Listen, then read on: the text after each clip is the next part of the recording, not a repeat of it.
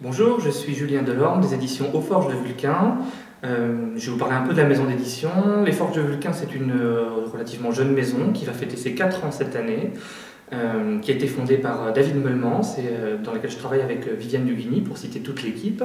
Les Forges de Vulcain, c'est avant tout un projet intellectuel, c'est avant tout l'idée que chaque livre peut trouver des gens qui vont l'aimer, même quand ces gens ne le savent pas. Donc l'idée, c'est comment porter des livres auprès de gens qui ne seront pas a priori attirés par eux. Donc il faut être assez rusé, et l'idée que l'on a pour porter ces livres, c'est qu'il faut faire appel à la fiction, même pour transporter un savoir. Donc la maison d'édition publie à la fois des ouvrages universitaires, des essais, mais principalement des fictions. On a 26 titres de fiction, romans anciens, romans contemporains. Comment porter un message aux gens, comment porter une vision un peu décalée du monde à des gens, et bien par l'intérêt de l'histoire avant tout. Un bon livre doit avoir 3 caractéristiques pour être publié aux Forges de Vulcain. Un propos sur le monde, une histoire, une vraie histoire qui peut être lue indépendamment de tout, et une voix singulière.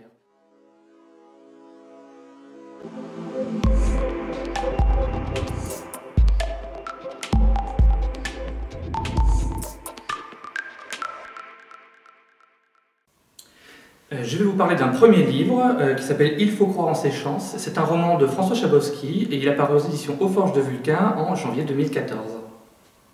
François Chabowski, c'est un peu notre auteur fétiche, c'est le 4e livre qu'on publie de lui. Il a démontré lors de ses précédentes publications un véritable talent pour le burlesque, remobilisé quelque chose de très américain dans la mise en scène de Loser splendide. Il faut croire en ses chances, c'est un peu différent. C'est une histoire du quotidien, l'histoire d'un professeur de lycée de province qui écrit des romans du terroir et dont un jour son éditeur va faire une proposition absolument affolante pour lui, publier un roman pornographique qui se passerait dans un camp de concentration. À partir de ce début assez rocambolesque, la vie de province du brave professeur Jean Martinez va être complètement bouleversée. C'est un roman qui a une qualité rare, c'est celle de parler du quotidien sans être banal, sans jamais le rabaisser, sans jamais vouloir non plus le juger. C'est une manière de parler des gens simples, sans jamais être péjoratif envers ce genre d'histoire. Et c'est aussi un beau roman et finalement un beau destin de vie.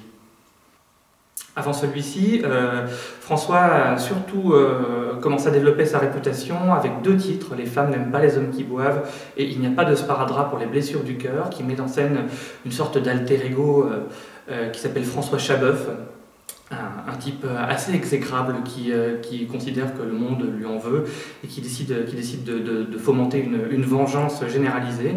Alors, il a beaucoup de péripéties dans ses aventures. Il commence comme copiste, il copie des documents à la main dans une entreprise, et puis il se fait, après s'être fait licencier suite à l'arrivée d'une photocopieuse qui faisait le travail manifestement mieux que lui, devant l'injustice de la chose, il décide de prendre à partie sa responsable d'abord, de s'introduire dans sa vie et de se rendre indispensable à elle. Et puis ses errances le conduisent ensuite à Paris, à fréquenter tout un tas de personnages hauts en couleur, une femme russe dont il tombe amoureux, un éditeur qui fut gendarme, une bande de punk polonais, et le tout se finit dans une scène apocalyptique sur l'autoroute face à un monstre, une tronçonneuse à la main.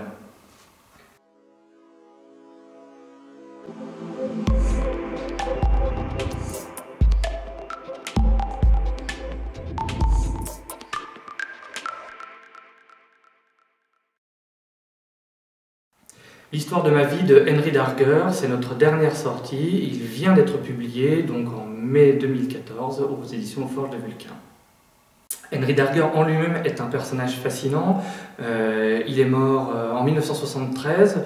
Il n'était inconnu du grand public, il était même inconnu tout court. Il vivait dans une chambre de bonne à Chicago. Et lorsqu'ils ont été fouiller sa chambre, c'est le jour où on retrouvait 400 toiles gigantesques et trois romans immenses, 5, 8 et 10 000 pages.